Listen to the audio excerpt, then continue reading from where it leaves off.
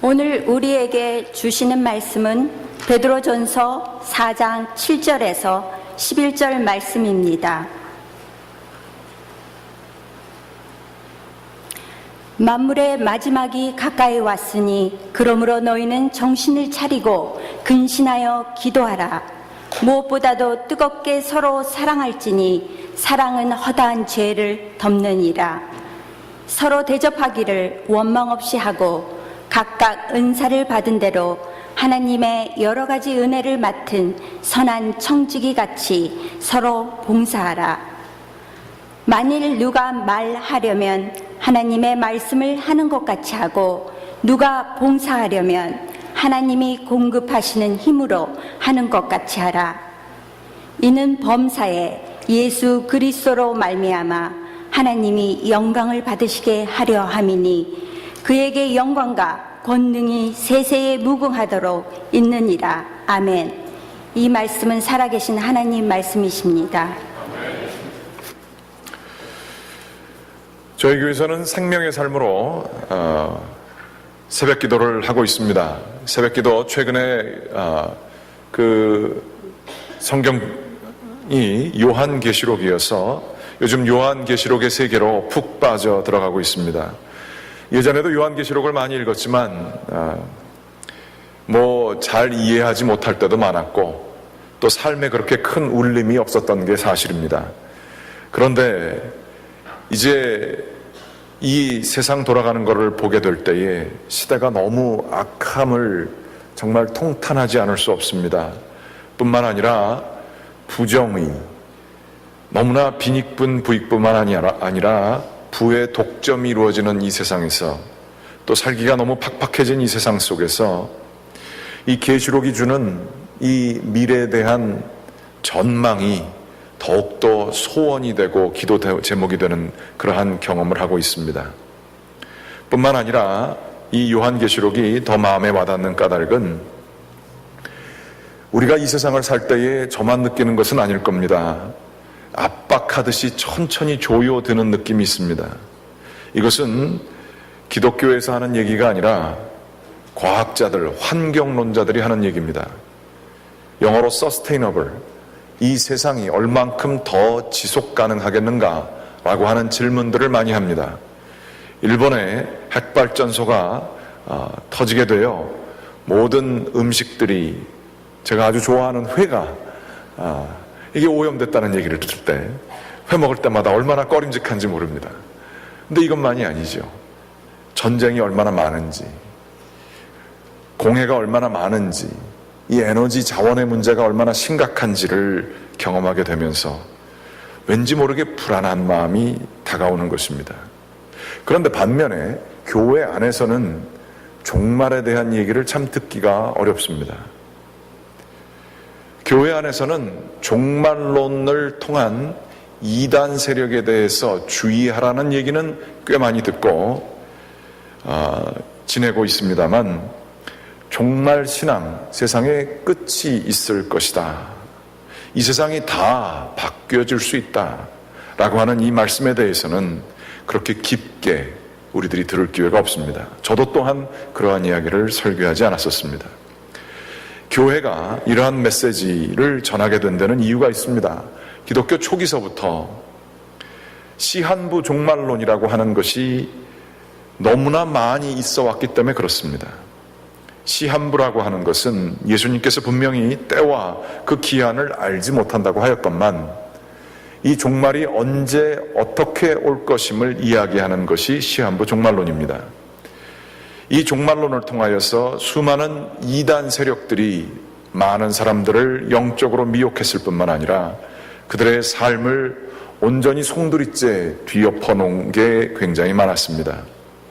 최근에도 잘 모르겠습니다. 진실인지 아닌지. 누가 저는 시한부 종말론을 얘기하게 되면 다 아니다라고 얘기하고 싶은데 제가 알고 있는 종말 신앙으로서는 다 아니다라고 얘기하기는 쉽지 않은 것 같습니다. 그럴 수도 있지 않습니까? 그런데 요즘에 들리는 얘기는 한국에 12월이 되게 되면 북한에서 수백 개의 땅굴을 지금 파놓았고 그 땅굴이 어디로 연결되어지느냐, 대기업에 있는 그 파킹장, 거기로 연결되어져서 12월 달에 한국이 종말을 맞이하게 되는 때가 올 것이다 라고 하는 이야기가 있습니다. 이 이야기가 얼마나 성행하였느냐 하면 최근 네이버 검색, 한국에서 뭐가 제일 관심 있느냐 보려면 네이버 검색이라는 거를 합니다. 혹시 모르는 분들이 계실까봐. 거기에서 1위를 계속 차지하고 있을 뿐만 아니라 교회의 지도자들이 이 12월 한국 전쟁설에 대해 빠지지 말 것을 얘기하고 있습니다. 이렇게 이러한 이단 사상들이나 미혹하게 하는 것들, 신천지도 마찬가지죠. 종말론에 대해 가장 강조를 하고 있습니다. 왠지 기독교 가운데 열정이 있고 열심이 있는 모든 것들은 종말론에 대한 강조점이 강한 것들을 볼 수가 있습니다. 그러므로 교회들은 이거 아니기 때문에, 너무나 많이 경험했기 때문에 조용히 시키게 되는 것입니다. 그런데 누구나 생각할 수 있는 것처럼, 그러면 우리들이 마치 양치는 소년이 동네에 잘못된 신호를 여러 번 보내서 사람들이 정말 위험할 때 등장하지 않는 준비가 안 된 것처럼 우리들도 그렇게 되면 어떻게 하나라고 하는 염려가 드는 게 사실입니다. 무엇보다 성경 말씀에 보게 되면 예수 그리스도께서 하신 말씀, 그 첫 번째 말씀은 회개하라, 하나님 나라가 가까이 왔다입니다. 그런데 이 말씀에 대해 우리들이 집중하지 못하고 이 말씀을 정말로 겸손한 자세로 받아들이지 못하는 것을 볼 수 있습니다. 세상에 심판이 있을 것이다 라고 하는 이야기가, 이 세상에 대한 심판에 대한 얘기, 하나님 앞에서 공의롭고 거룩하고 흠없고 성결하게 살아야 된다는 이야기가 다 귓전으로 흘러내 버리는 것도 사실입니다. 만일 우리가 예수님이 말씀하셨고 성경에 정말 많은 주제를 차지하고 있는 이 종말론에 교회에서 귀닫게 만들었다고 한다면 교회는 비성서적인 공동체가 될 것입니다. 이 종말 신앙에 대해서 심각한 반성과 하나님 나라가 가까이 옴을 느끼고 긴장 상태에 있는 상황을 조성하지 않는다고 한다면 교회는 이단들보다 더 큰 이단으로 빠져질 위험에도 처해져 있는 것입니다. 그런데 오늘날 웬만한 교회에서 종말 신앙에 대해 듣기가 쉽지 않은 것도 사실인 것입니다. 위험하기 때문에 그렇습니다. 그러면 우리들이 어떻게 돼야 될 것인가? 우리의 현 주소에 대해서 조금 길고 신학적인 얘기가 있고 하지만 초월과 자연이라는 주제를 가지고 잠깐 묵상해 보고자 합니다. 초월과 자연은 끊임없는 우리들의 삶 속에, 생각 속에 종교를 가진 모든 사람들은 가지고 있는 생각입니다. 열심히 공부해서 100점 받는 것, 이것들은 우리들이 자연적인 현상으로 봅니다. 그런데 공부를 하나도 안 했는데 기도해서 시험 봐서 100점 받으면 이건 초월적인 얘기입니다. 사람들의 관심은 기도해서 100점 받는 거에 굉장한 관심들을 가지고 있습니다. 우리의 자연적인 것을 뛰어넘어 있기 때문에 내추럴한 것이 아니라 슈퍼내추럴한 것들을 우리들이 추구하게 되는 것이죠. 이렇게 우리의 자연적인 모습들은 초월에 집중하는 그 자연적인 반응이 종교를 이루게 되는 것입니다. 그런데 이 초월에 지나치게 집중하고 이 지나치게 집중한 것을 잘못 제도화시킬 때도 있고, 이 초월이 너무나 한두 사람에게 집중되어 사람이 신격화, 우상화되는 일들도 얼마나 많은지 모릅니다. 이 초월과 세속의 영역이 긴밀하게 긴장관계 속에 잘 조화가 되게 될 때에 사람들의 삶이 변화가 되게 되는 것인데, 초월에 대한 지나친 집중과 세속에 대한 무관심이 큰 문제들을 낳게 될 때가 있습니다.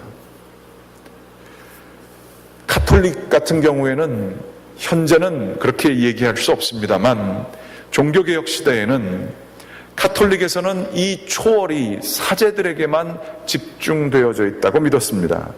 사제들은 초월과 세속의 영역의 중간자들이었습니다. 그래서 그들에게만 고해 성사를 할 수가 있었고 그들이 하나님께 나아가는 유일한 길이었던 것입니다. 뿐만 아니라 이렇게 초월이 사제들에 의해서 독점된 형태가 사제들이 예배를 그들은 드리지만 모든 일반 사람들은 예배를 보는 형태를 가지고 있었습니다. 이것이 제도적인 타락을 통해서 교회 건물을 아름답고 휘황찬란하게 짓게 될 때에 이 재정난에 겹치게 되자 그 면죄부를 판매하게 되고 사람들은 연옥에 간 자신들의 가족을 위해 헌금을 하고 그 헌금이 하늘로 올려지게 될 때에 그 가족들의 영혼도 하늘로 올려진다고 믿게 되었습니다. 초월을 담보하고 있는 지도자들이 또한 제도가 그렇게 얘기했기 때문에 사람들이 따랐기 때문에 그렇습니다. 이러한 초월과 세속의 깨끗한 양분화, 이것은 심각한 문제가 일어나는데 마치 우리가 영화에서 보는 것처럼 마피아들이 총 들고 서로 싸우러 나가기 전에 사제에게 기도를 받고 나가는 것과 같습니다. 어떻게 보면 굉장히 말이 안 되잖아요. 마피아들이, 조직폭력배들이 서로 죽이려고 하는데 그 이탈리가 캐톨릭의 중심지이기 때문에 자기의 안녕을 위해 기도를 받고 나가는 거예요. 우리는 이런 것들을 다 괜찮다고 생각을 할 수도 있습니다. 그렇지만 거기에는 예수 그리스도의 메시지와는 정반대되는 것들이 있는 것입니다. 캐톨릭만 그렇습니까? 개신교도 그렇습니다. 개신교도 한두 능력 있고 카리스마 있는 목회자들에게 지나치게 초월이 독점되면서 그들이 가지고 있는 그 영적인 은사가 신비한 하나님을 대신하게 되면서 그들을 우상시하게 되고 그들은 초월을 독점한 그 보상으로 모든 사람들에게 이 민주사회에서 다 적용돼야 될 윤리를 뛰어넘는 행위들, 돈을 악용하는 행위들이 일어나지 않았습니까? 그것이 한국 현재 기독교의 모습 아니겠습니까? 그러면서 이 초월과 세상이 구별된 이거에 대해 우리 모두는 한탄하고 안타까워하고 있는 것이 현실인 것입니다. 그런데 이것이 사제나 목회자들에게만 집중된 것이 아니라 우리들도 모두에게 기대하는 것이 그렇습니다. 새벽 기도한다고 예배 좀 나간다고 이렇게 하면서 거룩한 것은 하지만 일상생활 속에서는 정말로 욕심과 탐욕과 싸움과 분쟁을 일삼고 남들을 속이는 것이 있다고 한다면 우리는 그들을 손가락질하게 됩니다. 이러한 것들은 우리가 우리 표에도 있지만 삶 속의 말씀을 실천하는 제자라고 하는 얘기는 초월과 세속의 영역이 하나가 돼야 되는 것이 있어야 된다라고 하는 간절한 열망을 가지고 있는 것입니다. 종교개혁은 무엇입니까? 바로 이 두 개가 뚝 떨어져 있는 것을 하나로 합친 것입니다. 그리하여 상향 평준화를 한 것입니다. 일반 사람들에게도 성경을 읽게 하고 그들이 하나님의 계시를 직접 받게 하고 하나님을 누구를 통해서 가는 게 아니라 그들도 제사장이 되어 하나님 앞에 나아가는 것을 꿈꾼 것입니다. 초월이 독점화되는 것이 아니라 초월이 민주화되게 되는 일들이 일어나게 된 것입니다. 이 종교개혁은 뛰어난 반향을 일으켜서 사람들이 그전에는 패배의식 속에 죄의식 속에 무력하게 살아가는 일들이 있었지만 유럽 사회는 종교개혁 이후에 깨어있는 사람들, 자기의 정말로 삶을 열심히 사는 사람들이 많이 등장하게 된 것도 사실입니다. 우리가 개신교라고 할 때의 개혁, 새롭게, 신자는 새롭다 하는 것이죠. 개혁을 하여 새롭게 한다는 것이 바로 이 초월과 세속을 하나로 하여 하나님의 거룩함을 모든 이들이 가지고 살아가는 것이 종교개혁의 그 목표이고 우리들도 같이 거기에 동참하고 있는 것입니다. 이것은 바로 이 자연 속에 세속 속에 살고 있지만 하나님의 원칙, 그 특별 은총을 통해서 주어진 예수 그리스도께서 우리를 내려오심으로, 비우심으로, 섬김이심으로, 희생하심으로 섬겨주셨던 것처럼 이 자연세계, 이것 자체도 축복입니다만 이 자연세계가 세상의 정사와 권세에 따라 악한 영에 의하여서 붙들려 있기 때문에 우리들은 그토록 이기적이고 그토록 분쟁과 갈등 속에 살아가는 것입니다. 그러나 이 특별恩총 예수 그리스도, 죄의 문제를 해결해 주시는 그분을 믿고 살아가게 될 때에 이 자연 속에 살면서 우리도 예수 그리스도처럼 섬김과 나눔과 희생과 사랑하게 될 때에 우리는 세상을 바꾸는 피조물들도 고대하고 있습니다. 성경이 그렇게 얘기하죠. 세상의 자연들도 우리가 하나님의 양자된 자들로 새롭게 되어져서 하늘의 원칙을 따라 이 세상 속에 살아가게 될 때에 초월과 이 세속이 하나가 되어 거룩하게 되어지게 될 때에 우리는 우리의 불려진 바 사명을 잘 감당하는 것이라 볼 수가 있습니다. 그런데 이 종교개혁이 일어날 때에 또 하나의 무브먼트가 있었으니 그것은 계몽주의 혹은 르네상스, 인문주의의 발현이라고 볼 수 있습니다. 굳이 그들이 초월을 대놓고 거절하진 않았지만 십자가가 있던 곳에 시계를 거는 일들이 생겼습니다. 하나님의 계시보다 인간의 이성과 과학이 더 믿을만하지 않느냐라고 하는 의견들이 나오게 된 것이죠. 이 사람들의 마음속에는 중세시대를 편미하였던 이 교회의 엄청난 절대 권력이 보기 싫은 겁니다. 믿을만하지 않은 겁니다. 그래서 이성으로 우리 모두가 한번 다 같이 해보자라고 하는 일들이 일어나게 되었고 이 이성에 대한, 과학에 대한 교육들이 굉장히 많이 일어나게 되었습니다. 종교개혁은 거룩의 상향 평준화라고 한다면 이성주의와 과학주의는 뭐 이렇게 얘기하기는 좀 그렇지만 거룩을 제외한 하향 평준화가 일어나게 된 것입니다. 그런데 이 인문주의 혹은 교회에서 비하하는 발언으로 쓰는 이야기이기도 합니다만 아주 핵심을 찌르는 인본주의의 물결이 지금 한국 사회, 한국 교회에서도 일어난다 하는 사실입니다.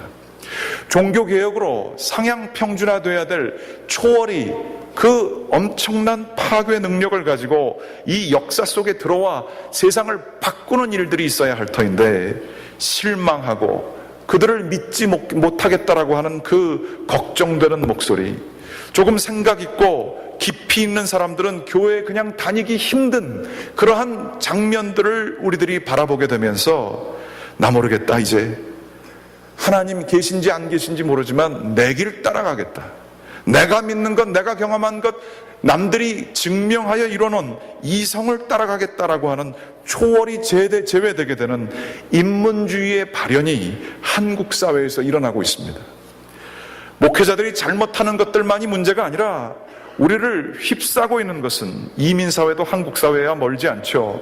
지금 우리 가운데에 초월, 그거 잘 모르겠는데 그거 변화시킨 거 있어? 뭐 다른 거 있어? 감정 조작 아니야? wishful thinking 아니야? 라고 하면서 수많은 사람들의 마음속에 신앙으로부터 멀어지는 일들이 많이 일어나게 된 것입니다.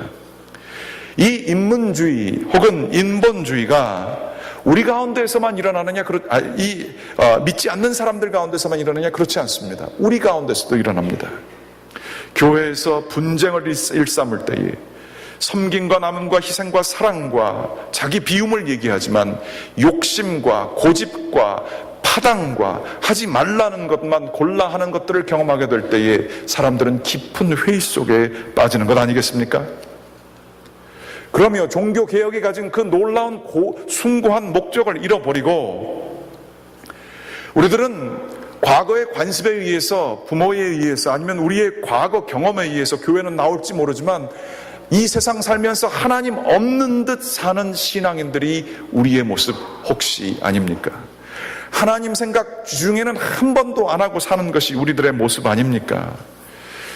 우리들이 정말로 하나님 앞에서 진지하게 회개하고 주님의 은혜를 사모하면서 가난한 마음 되었던 적이 언제입니까? 저는 이것을 많이 경험합니다. 저 자신도 이러한 위험 속에 얼마나 놓여져 있는지 모릅니다. 제가 한번 교회에 잘 안 나오시는 분이 있어서 걱정하지 마십시오. 우리 교회 얘기 아닙니다. 그 전에 있었던 교회 얘기입니다. 어떤 분을 신방을 했습니다. 그래서 교회 열심히 나오시죠. 신앙생활 하시죠. 그랬더니 네네네 그러는데 건성으로 하세요. 그러면서 자기가 거기서 빠져나가려고 그렇게 얘기하신 것 같으세요. 그러면서 저한테 밝은 얼굴을 하시더니 그래도 말이에요 목사님이 교회 열심히 하셔서 교회가 잘 되지요. 나 안 나가도 상관없다는 얘기예요. 그러면서 그렇게 얘기를 하시는데 아주 밝은 얼굴로 그렇게 얘기하셔서 그때는 제가 기분이 막 올라가고 좋아질 뻔했습니다. 그래서 그렇지 내가 열심히 하지, 그리고 우리가 잘 되는 거 내가 능력이 있어서 잘 되는 거지, 그런 생각이 저절로 들더라고요. 그런데도 뭔가 아닌 것 같은 깨림직한 마음이 있어서 그 말씀을 계속 묵상하게 되었고 곰곰이 생각해보게 되었습니다. 첫째, 그럼 교회가 사람이 안 모이는 곳에 개척교회는 목사님들이 열심히 안 하십니까? 그분들도 참 열심히 목회하십니다. 둘째, 교회가 잘 되는 것이 무슨 이야기지요? 사람들이 많이 모이면 하나님의 은혜가 더 많이 있는 것입니까? 사람들은 많이 있지만 하나님께로 마음을 돌리는 사람들이 없다고 한다면 군중들의 모임, 야구장에 수만 명의 사람들이 모인 것과 무엇이 다르겠습니까? 그러면서 제 자신을 바라봅니다. 성경 본다 하고 기도한다고 하고 하나님과 가까이 지낸다고 노력한다고 하면서도 끊임없이 이러한 노출 가운데 있습니다. 내가 교회하는 것 같고 내 능력으로 잘 되는 것 같고 모든 것들이 다 나 중심대로 되는 것 같고 내 미래는 내가 책임질 수 있는 것 같고 자기 관리 잘하면 오랫동안 잘 사는 것 같고 하나님께서 혹시 살아계시면 그거 하는데 좀 도와주셔서 사업도 좀 잘 되게 해주시고 우리 자녀들 문제없게 해주시는 정도 하나님께서 좀 해주셨으면 좋겠고 보험 정도로, 이러한 종교개혁이 아닌 인본주의의 신앙생활이 바로 우리들이 사는 모습 아니냐 하는 거예요.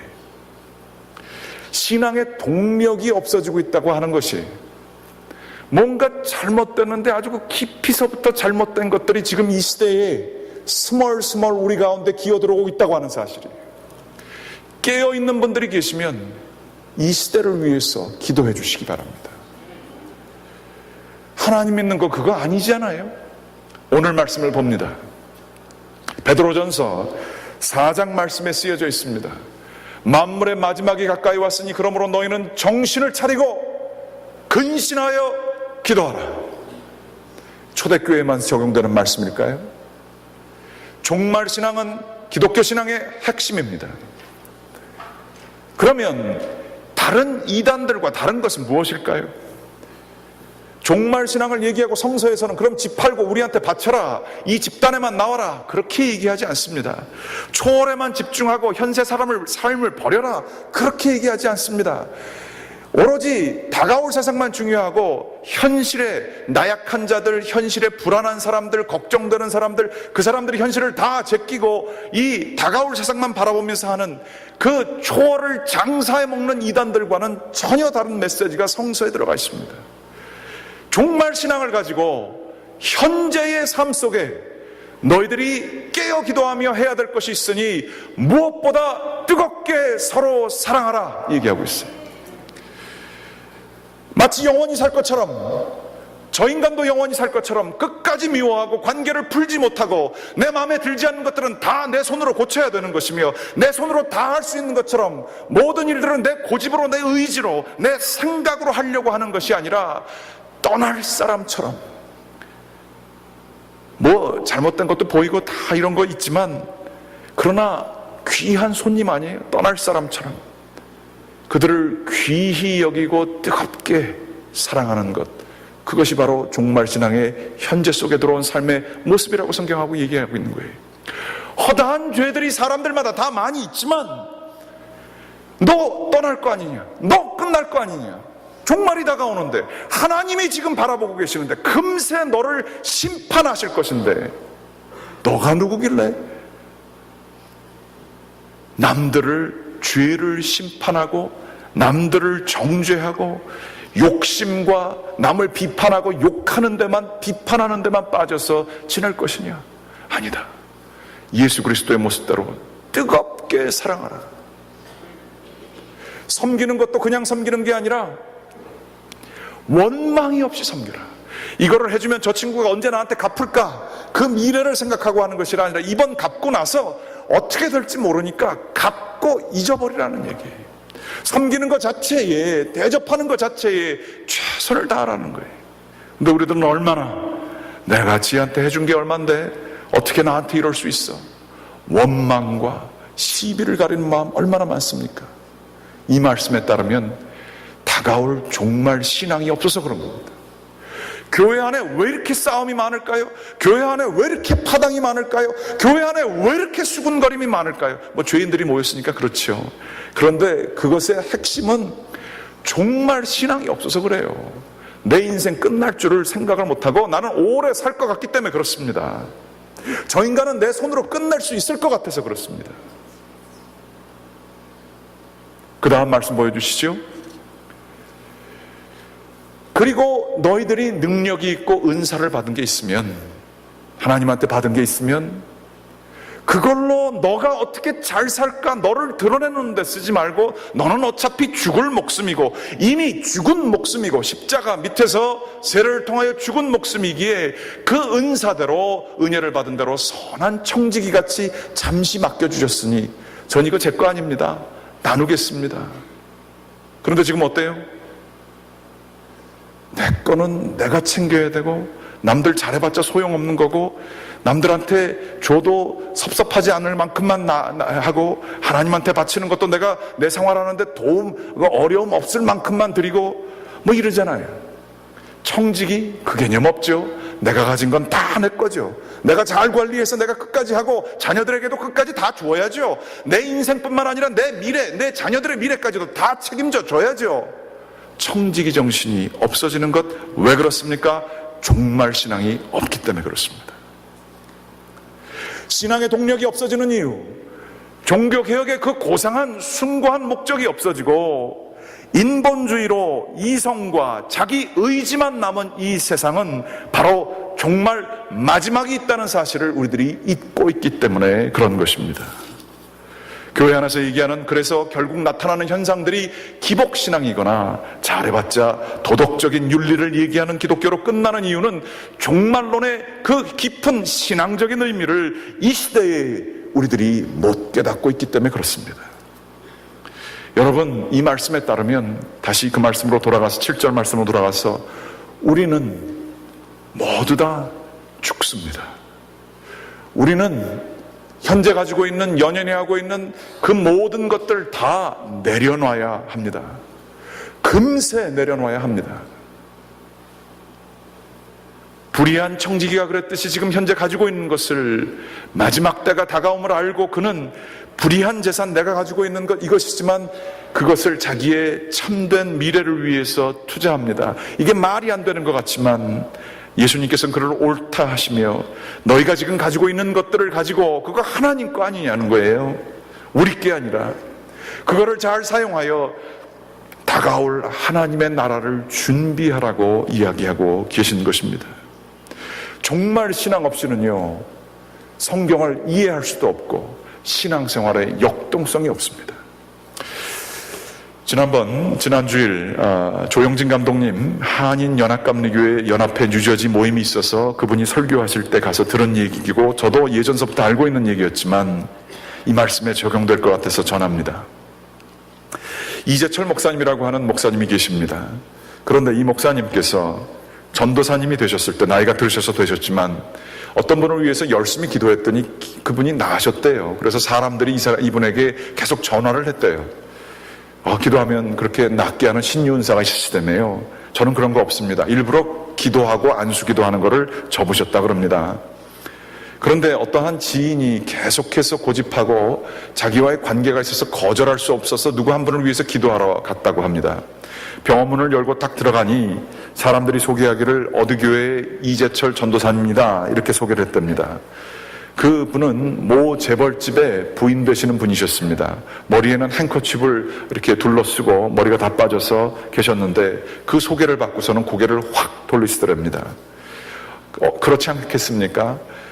이렇게 모재벌집 부인 정도 되게 되면 수많은 신령한 목사님들, 뛰어난 목사님들, 신유 은사 있다는 한 분들이 많이 찾아갔겠죠. 그런데 이제 하다못해 전도사까지 찾아왔으니 이분이 고개를 돌리신 겁니다. 그러고서 머쓱하게 서 계신데 옆에 있는 사람들이 그 부인을 위로하느라 이번에 항암 치료 받으시면 좀 나을 거예요, 위로하는 이야기를 했답니다. 그런데 그때 이재철 전도사님에게 어떤 마음이 왔다고 그럽니다. 그러면서 그분이 또박또박 얘기했답니다. 항암 치료를 받으셔도 당신은 죽으실 겁니다. 당신 죽는 것은 확실합니다. 그렇게 얘기했답니다. 저도 이런 배짱 가지고 목회 한번 해봤으면 좋겠습니다. 혹시 여러분 병원에 가셨을 때 제가 이렇게 얘기할지도 모르니까 준비하시기 바랍니다. 제가 폼 잡으려고 하는 거니까 너무 또 상처받지 마시고. 그랬는데 이 여자분이 고개를 돌리고 있다가 고개를 다시 돌려서 목사님, 이 전도사님을 쳐다본 거예요. 그리고선 절규하듯이 얘기했답니다. 그럼 나보고 어떻게 하라고? 죽는데, 이제 얼마 안 남았는데 나보고 어떻게 하라고? 너무 당황스럽고 죽음을 직면한 한 영혼의 고백입니다. 나보고 어떻게 살라고? 이대로 죽으란 얘기야? 이때 이재철 목사님은 복음을 제시했습니다. 육신은 죽어도 죽지 않는 길이 있습니다. 죽음이 끝이 아니고 죽음 이후의 삶이 영생이라고 하고 있는데, 영생이라는 것이 있는데, 우리 주 예수 그리스도를 믿으시면 당신은 영원히 사시게 될 것입니다. 영생을 믿는 자는 그리고 이렇게 삽니다 라고 복음을 제시했다고 합니다. 그분은 예수 그리스도를 영접하고 치료를 더 받고 목숨을 연명하고자 욕심껏 살 수 있었지만 다 그만두시고 자기의 삶으로 돌아와 3개월을 지내셨답니다. 여기서부터가 중요합니다. 그러면 그 3개월 삶을 어떻게 사셨는가? 그분은 자기의 관계가 묶였던 사람들을 다 초청하여 관계를 풀고 자기가 도움을 줄 수 있는 사람들에게 도움을 주고 섬기면서 그 3개월을 아름답게 마무리하셨다고 하는 얘기입니다. 종말신앙이 뭘까요? 종말신앙에 여러 종류가 있습니다. 전천년설, 후천년설, 무천년설. 드라마 보셨습니까? 이거 아시려면 제자반에 등록하시면 아실 수 있습니다. 세대주의 전천년설 뭐 이런 거 많이 있어요. 이거 가지고 목사님들이 좀 안다고 하는 분들이 얼마나 싸웠는지 몰라요. 이런 거 다 떠나서요, 종말신앙은 이 세상에 끝이 있다는 것을 믿는 것뿐만 아니라 이 끝은 그냥 끝이 아니라 종말이라고 하는 목적이 끝이라고 하는 단어가 의미하는 것처럼 목적이라는 것도 뜻합니다. 마치 운동선수들이 수년간을, 10수년간을 그 올림픽에서, 세계 선수권대회에서 그 목표를 이루기 위해 젊은 사람으로서 누릴 수 있는 많은 것들을 다 포기하고 훈련에만 집중하듯이 그 목적을 가지고 살듯이 종말 신앙이라고 하는 것은 이 세상에서 내가 조금 더 남들보다 더 오래 살고 건강하게 살고 자녀들을 잘 보살펴주고 이 관심, 내가 더 얼만큼 가질 거에 대한 관심이 신앙의 그 전체 목적이 아니라 마지막 때를 준비하며 하나님의 말씀에, 그분의 뜻에 부합되게 사는 것이 종말신앙이라는 거예요. 그분이 원하시는 그 세상의 그 정결한 신부로, 흠없는 신부로 들어가기 위하여 자신을 끊임없이 관리하며 사랑하고 섬기고, 오늘 말씀처럼 뜨겁게 사랑하고 자기 것을 자기 것으로 여기지 아니하고 청지기처럼 살아가는 이 삶, 이 목적에 맞게 사는 삶, 그리하여 다른 것들, 즐길 수 있는 것들 많이 있지만 그것들을 끊임없이 절제하며 살 수 있는 삶, 종말신앙이 줄 수 있는 신앙의 동력인 것입니다. 이거 없으면 다 힘 빠져요. 종말신앙 믿지 않으면, 심판 내가 받을 것임을 믿지 않으면 자기의는 끊임없이 가지고 사는 겁니다. 십자가, 그건 좋은 심볼에 불과하지, 십자가 앞에 내가 죽었다라고 하는 죽음에 대해서 마주하지 못하는 채로 자기 의만 살고 자기 혈기만 살아서 사는 게 저희 인생입니다. 그러나 이 종말론을 갖게 될 때에 우리는 섬기며 살 수 있습니다. 우리 가운데 사랑해야 될 사람들을 내가 저 인간하고 어떻게 오래 살아? 그래서 비판하고 싸우고 멀리하고 하는 것이 아니라 그분들을 떠날 사람 손님처럼 여기고 섬기며 살 수 있습니다.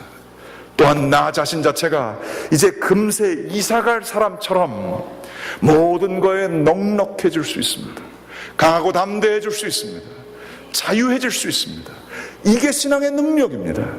이거 없이 성경에 나타난 얘기들을 어떻게 우리들이 지킬 수 있겠습니까? 여러분, 정말 신앙을 갖게 되기를 간절히 기원합니다. 하나님의 심판대 앞에 쓰실 저 높은 곳을 늘 향하여 기도하시고, 하나님, 제가 심판받을 때 주님의 은혜로 살겠지만 제가 주님 앞에 거룩한 신부 되기 원합니다. 제가 주님의 뜻에 맞게 살게 되기를 원합니다.